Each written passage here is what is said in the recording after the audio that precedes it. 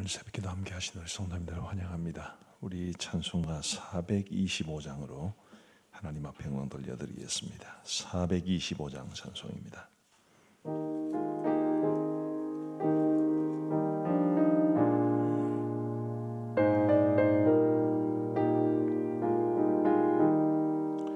주님의 뜻을 이루소서. 고요한 중에 기다리니 진흙과 같은 날 믿어서 주님의 형상 만드소서. 주님의 뜻을 이루소서. 주님 발 앞에 엎드리니 나의 맘속을 살피시사 눈보다 이해하옵소서. 주님의 뜻을 이루소서. 병들어 몸이 피곤할 때 권능의 손을 내게 펴서 강건케 하여 주옵소서. 주님의 뜻을 이루소서. 온전히 나를 주장하사 주님과 함께 동행함을 만민이 알게 하옵소서.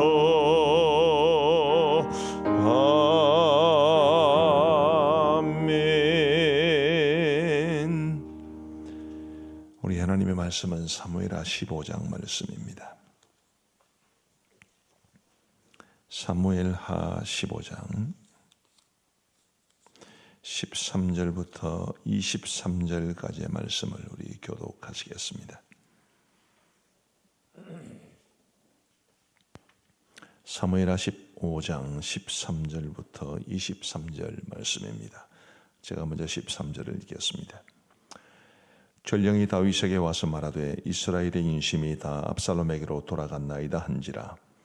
다윗이 예루살렘에 함께 있는 그의 모든 신하들에게 이르되 일어나 도망하자. 그렇지 아니하면 우리 중 한 사람도 압살롬에게서 피하지 못하리라. 빨리 가자. 두렵건대 그가 우리를 급히 따라와 우리를 해하고 칼날로 성읍을 칠까 하노라. 왕의 신하들이 왕께 이르되 우리 주 왕께서 하고자 하시는 대로 우리가 행하리이다.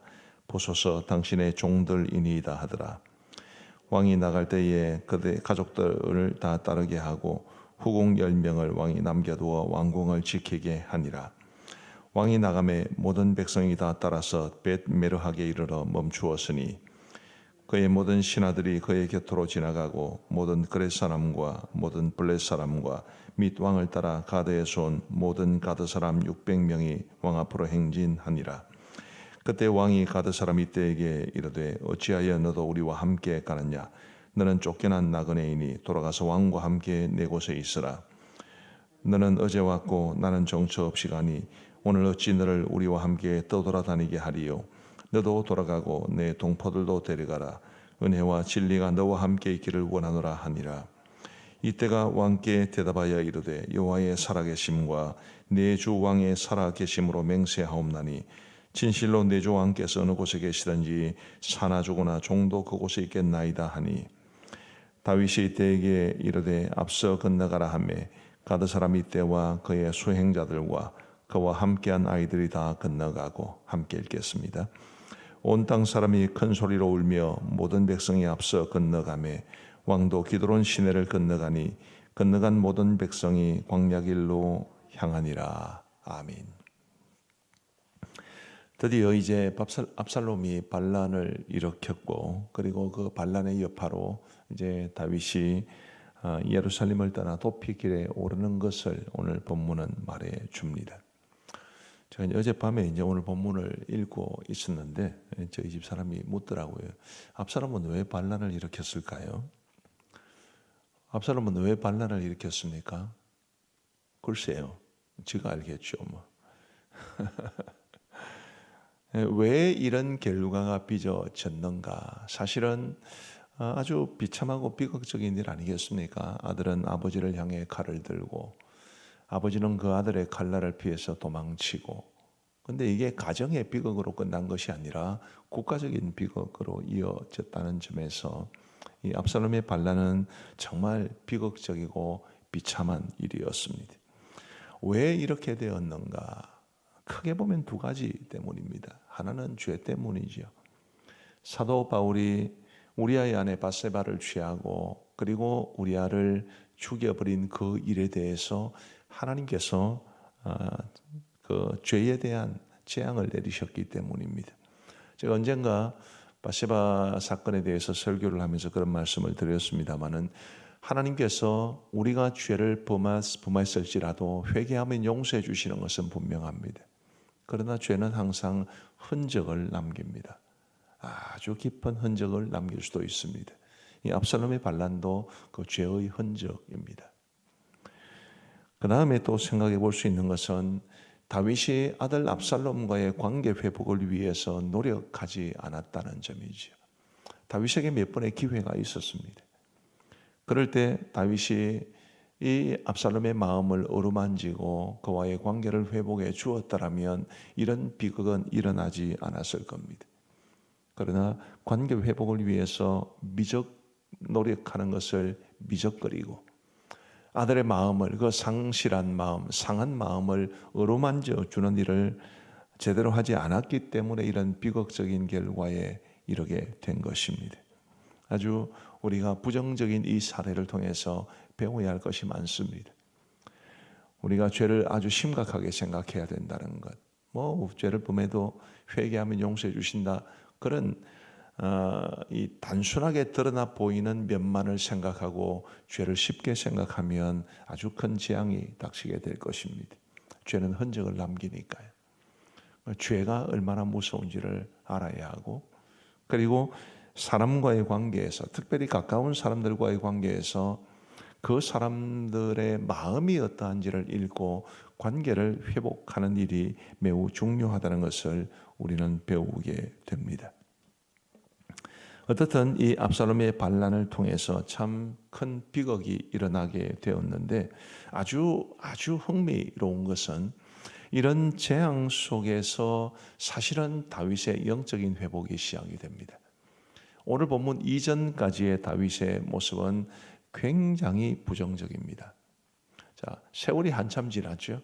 거꾸로 역산을 하면 압살롬이 백성들의 마음을 훔치는 것도 몇 년, 압살롬이 거슬왕 달메에게 도피했다가 예루살렘으로 돌아왔지만 아버지가 그 압살롬을 만나주지 못한 것도 몇 년, 압살롬이 거슬왕 달메에게 도피했던 것도 몇 년, 그 이전에 다윗이 압살롬이 자신의 누이 동생 이 다말을 범한 암논에 대해서 아버지가 징계하지 않음으로써 분노를 품고 산 지가 또 몇 년, 그 이전에 우리아의 아내 바세바를 범하고 임신하고 아들을 낳기까지 또 1년, 이런 세월들을 합치면 그건 10여 년 가까운 세월입니다. 그 10여 년 가까운 세월 동안 다윗의 하나님과의 관계는 엉망이 되어버렸고 가정에서의 모습도 마찬가지입니다. 그는 내면 세계가 무너진 사람으로 지난 한 10여 년을 살아온 것입니다. 그런데 오늘부터 이 사무엘하 15장부터 다윗의 회복이 시작됩니다. 먼저 그의 회복의 씨앗은 이때라는 사람과의 대화를 통해서 나타납니다. 18절 말씀을 보시면 그의 모든 신하들이 그의 곁으로 지나가고 모든 그렛 사람과 모든 블렛 사람과 및 왕을 따라 가드에 쏜 모든 가드 사람 600명이 왕 앞으로 행진하니라. 자, 여기 그렛 사람이라고 나타나고 블렛 사람이라고 나타나고 가드 사람 600명이 나타납니다. 이들은 이스라엘 사람들이 아니고 요즘으로 말하면 용병들입니다. 이 그렛이라는 곳은 아마 지중해에 있는 크레타 섬을 뜻하는 것으로 보이는데 이 크레타 섬 출신들이 용병들이 많았습니다. 그리고 블렛이라고 하는 것은 블레셋과 서로 상호적으로 쓰이는 말이기 때문에 블레셋 사람을 뜻하는 것이고, 그래서 이 가드 사람 600명이 이 블렛 사람과 동일한 인물이라고 생각하는 사람들도 있고, 블렛 사람들은 그냥 블렛 사람들, 그냥 블레셋 사람들이고, 그 중에서도 이때라고 하는 사람이 거느린 가드 사람 600명이 별도의 사람들이라고 생각하는 사람들도 있습니다. 어쨌든 그렛 사람, 블렛 사람, 가드 사람 이렇게 세 용병 집단들이 나타납니다. 그 중에 이 가드 사람 이때라고 하는 이 600명의 지휘관에 대해서 그들이 다윗과 함께 동행하려고 하자 19절 말씀에 보시면 왕이 이렇게 말합니다. 19절 말씀. 그때 왕이 가드 사람 이때에게 이르되 어찌하여 너도 우리와 함께 가려느냐. 너는 쫓겨난 나그네이니 돌아가서 왕과 함께 내 곳에 있으라. 20절. 너는 어제 왔고 나는 정처 없이 가니 오늘 어찌 너를 우리와 함께 떠돌아 다니게 하리요. 너도 돌아가고 내 동포들도 데려가라. 은혜와 진리가 너와 함께 있기를 원하노라 하니라. 아주 대단한 말이 아닐 수 없습니다. 비록 다윗이 지금 압살롬의 반란을 일으켜서 도망은 치죠. 사실은 이 도망치는 것조차도 긍정적인 모습이 있습니다. 다윗이 도피하지 않았더라면 예루살렘은 전쟁터가 될 것입니다. 그 전쟁터가 될 예루살렘에서 얼마나 많은 무고한 사람들이 죽어나갈지 모르죠. 다윗은 그 예루살렘에서 발생하게 될지 모르는 이런 비극을 피해서 우선 도피길에 오르는 것입니다. 그런데 다윗은 이걸로 끝이라고 생각했겠습니까? 다시 돌아온다는 생각을 했겠죠.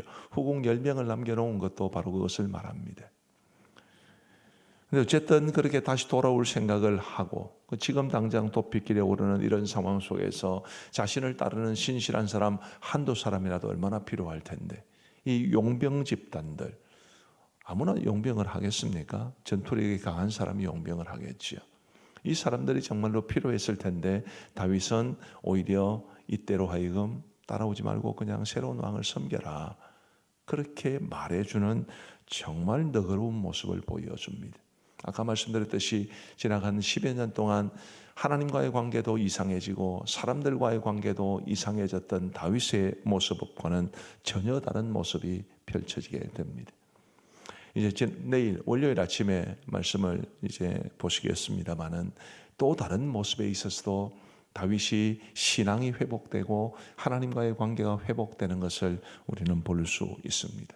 아주 재미있는 일이죠.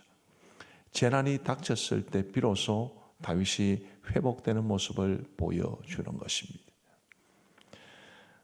재난이 다 안 좋은 것만은 아니다라는 것을 말해 줍니다.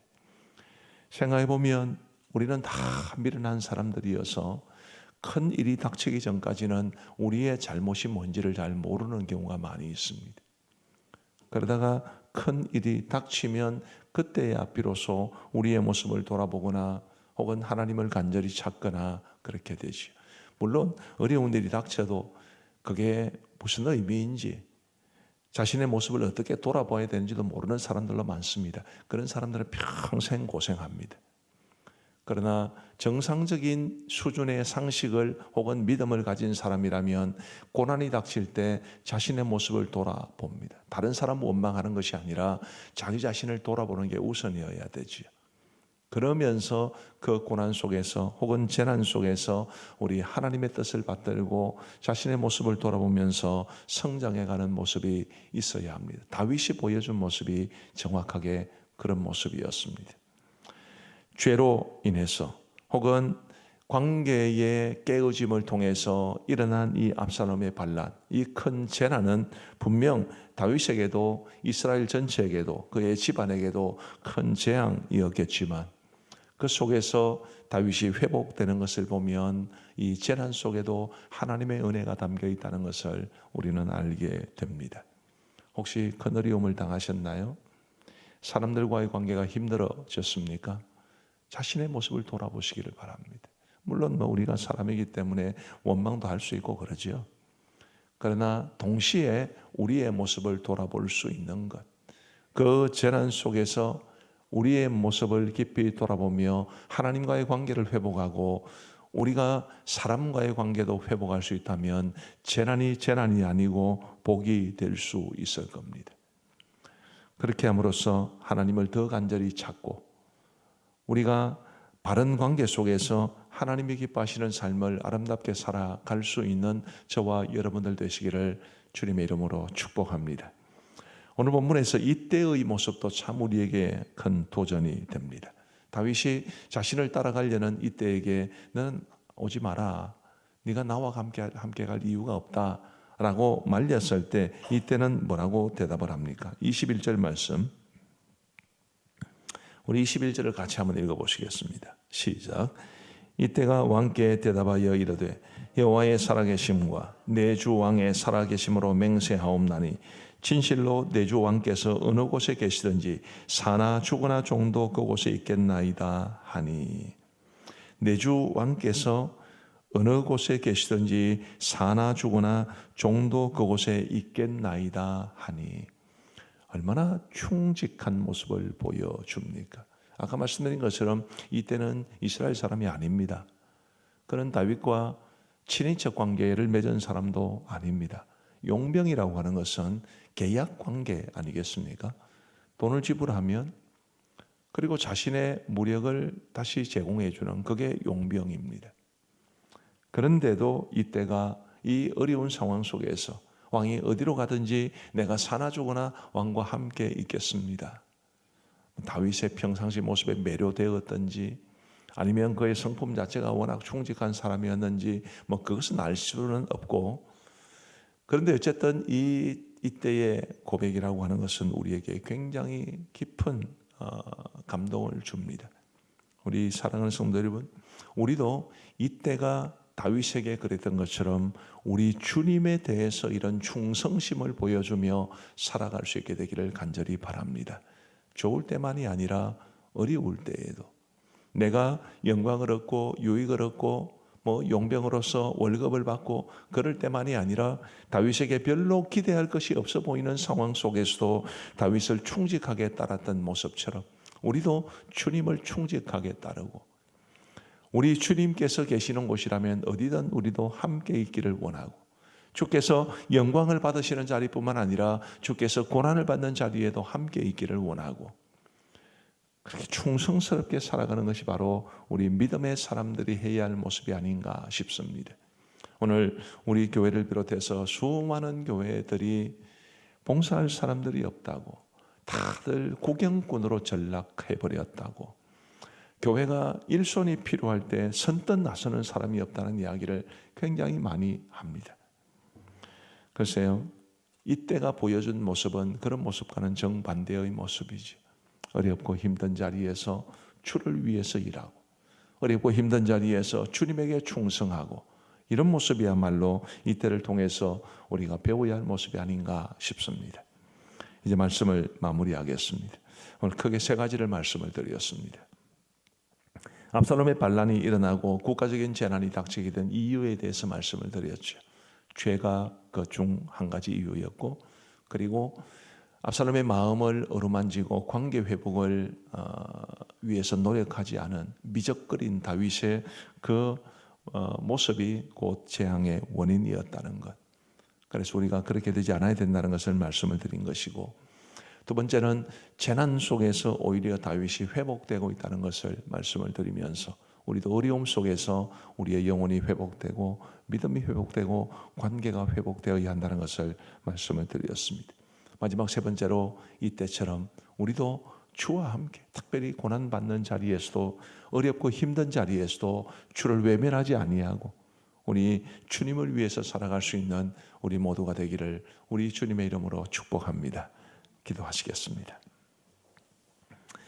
하나님 아버지 감사합니다. 오늘 거룩한 주의 날을 허락하여 주시고 주일 새벽 가장 이른 시간을 우리 주님께 드릴 수 있도록 인도하여 주시니 감사합니다. 하나님 아버지, 우리 주님께서 오늘 우리에게 주신 말씀을 가슴에 깊이 간직하게 하여 주옵시고, 죄가 얼마나 무서운 결과를 가져오는지, 비록 우리가 범죄했을 때 회개하면 하나님 용서해 주시기는 하지만 그 죄의 흔적이 얼마나 깊이 남을 수 있는지를 이 사건을 통해서 볼 수 있도록 도와주시고, 죄가 얼마나 무서운지를 알게 하여 주셔서 죄를 멀리하고 정결하게 살아갈 수 있도록 도와주옵소서. 하나님 아버지, 사람들의 마음을 헤아리고 또 상처를 어루만져 주며 관계를 회복하기 위해 힘쓰는 우리 모두가 되게 하여 주셔서 사람과의 관계가 평안함으로 하나님의 은혜를 풍성히 누릴 수 있도록 역사하여 주옵소서. 아버지 하나님, 어려움 속에서 다윗이 회복되는 것을 보았습니다. 아버지 하나님, 우리도 삶이 어려워질 때, 사람과의 관계가 힘들어질 때, 애매한 고난을 당할 때, 다른 상대방을 비난하거나 욕할 수도 있겠지만 근본적으로는 우리의 모습을 하나님 앞에 돌아보게 하시고 어려움 속에서 더 하나님을 간절히 찾게 하시고, 그럼으로써 우리 하나님과의 관계가 회복되고 자신의 모습이 회복될 수 있도록 은혜를 베풀어 주옵소서. 아버지 하나님, 이때의 고백이 우리의 마음에 깊이 남을 수 있도록 도와주셔서 우리도 이때가 다윗에게 말했던 것처럼 우리 주께서 어느 곳에 계시든지 사나 죽으나 종도 그곳에 있겠나이다라는 고백으로 살아가게 하여 주옵소서. 하나님 아버지, 오늘 거룩한 주의 성의를 허락하여 주셨습니다. 주님이여, 주일 성수에 이 빛이 점점 흐릿해져가는 이때에 주님, 우리 가음정교회에서는 주일 성수 잘할 수 있도록 도와주시고 주님의 날이 얼마나 복된 날인지를 알게 하여 주옵시고, 우리 하나님 앞에 나와 예배하며 교회에서 믿음의 사람들을 만나 함께 교제하고 섬기는 이 아름다운 모습으로 주일을 거룩하게 지낼 수 있도록 인도하여 주옵소서. 특별히 간절히 원하옵는 것은 하나님이여, 우리가 예배를 소중히 여기며 예배에 목숨을 걸듯 살아갈 수 있도록 은혜를 베풀어 주옵소서.